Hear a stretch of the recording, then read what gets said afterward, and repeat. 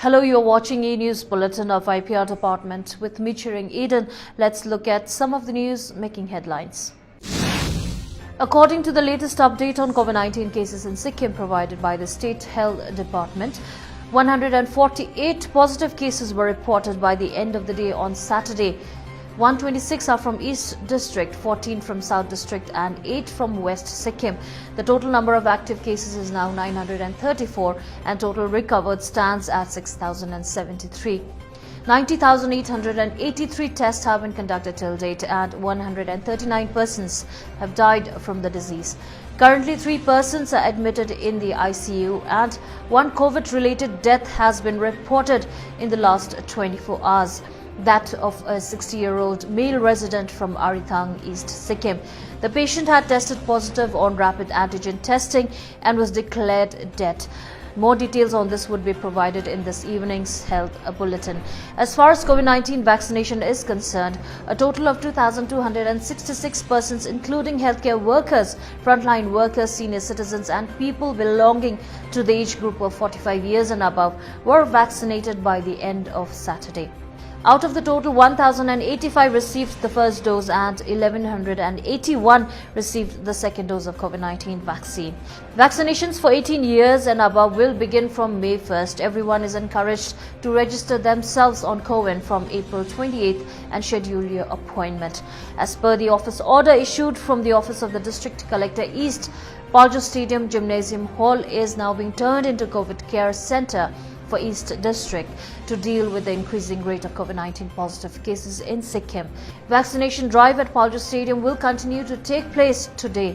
However, this may be shifted soon and the change of venue for vaccination shall be notified through media.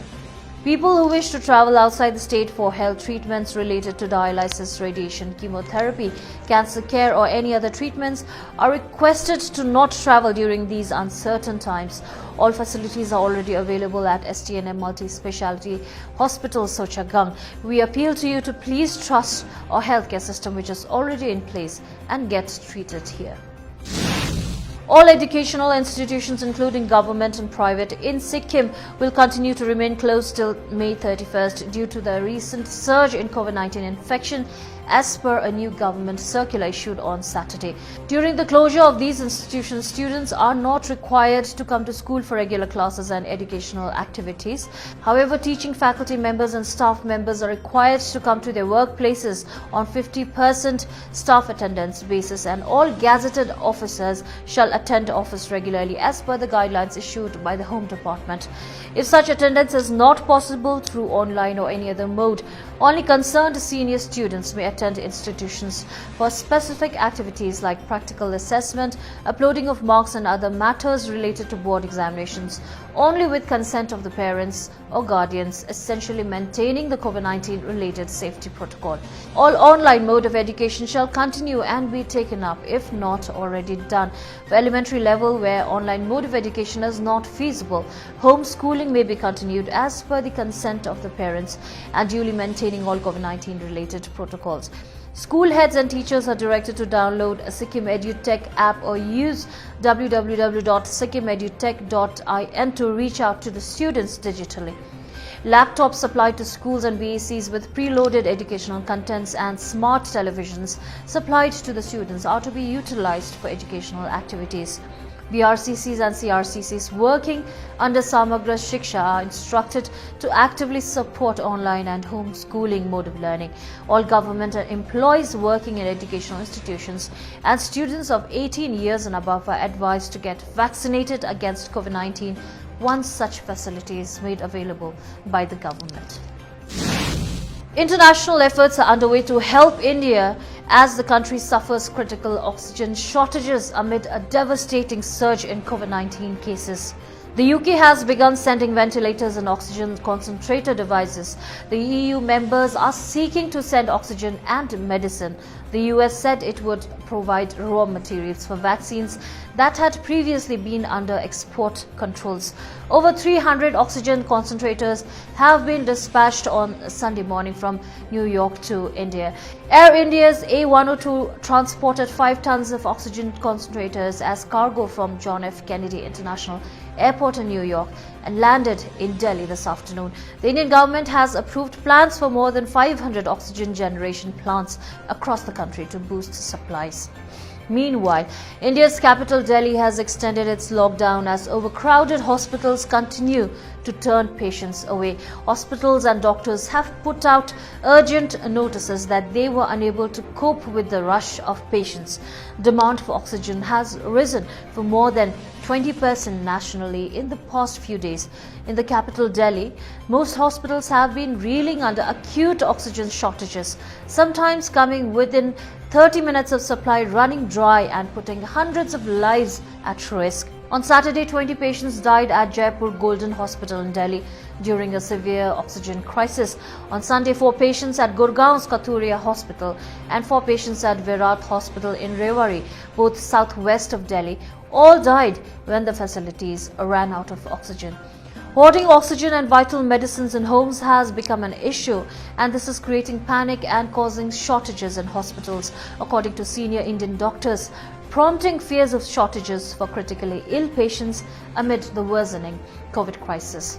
Senior doctors have said most people should not be treated with oxygen, and holding it in private homes could reduce availability for critical patients who need it. It has also been said that remdesivir is no magic bullet and there is no need to hoard it. A thriving black market has also emerged for oxygen and remdesivir, with the cylinders and injections selling for exorbitant prices. Over the weekend, 3 men were arrested for attempting to sell remdesivir injections for Rs 40,000 each. The centre on Sunday, however, issued directives to the states and union territories to stop the use of liquid oxygen for non-medical purposes, and that all manufacturing units will have to maximize the production of liquid oxygen and make it available to the government for use for medical purposes only, with immediate effect.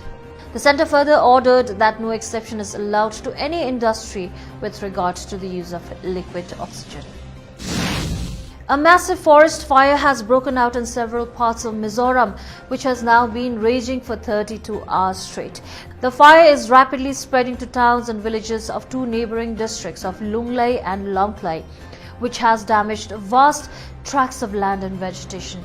Chief Minister Zoramthanga has sought centre's help, an official of the State Disaster Management and Rehabilitation Department said on Sunday. The Indian Air Force on Sunday deployed 2 helicopters equipped with the Bambi bucket to douse the blaze at Lunglei and surrounding areas. The firemen were being assisted by Assam Rifles and Border Security Force personnel and local volunteers. Numerous wildfire has been reported in the state as the fire started on Saturday in the forested hills, and by Sunday it had spread and affected the town and village. However, no human casualty has been reported so far. At least 3 other districts apart from Lunglei are affected by the forest blaze, and firemen have been deployed at several incident sites. Lunglei is the worst affected area. The fire is now under control, but some of the village councils still remain vulnerable. At least 12 houses were gutted at Bungklang South village in the district. The cause of the fire is yet to be determined. As many as 352,991 more people tested positive for COVID-19 in the last 24 hours, taking the cumulative caseload of India to 1,73,13,163, according to the Union Health Ministry update this morning. The figure marks another jump in the daily cases in India, which has been reporting the highest cases in the world. Maharashtra continues to be the biggest contributor to the daily tally. The state reported the highest daily new cases at 67,160 on Sunday. It was followed by Uttar Pradesh with 37,944, while Karnataka reported 29,438 new cases. The number of fatalities in India is reaching a record high too, with 2,812 more people succumbing to the disease in the last 24 hours. With this, the death toll across the country has reached 1,95,123. This is all we have for today. Please like and follow our Facebook page, that is the Government of Sikkim official page, for the most authentic news and information on recent developments in the government and the state. Please continue wearing masks and wear them properly. Wash hands regularly and maintain physical distance while heading out, as our fight against COVID-19 still continues. COVID-appropriate behavior needs to continue even after getting vaccinated. In case you develop symptoms, please self-isolate and get tested within 7 days. Thank you for tuning in.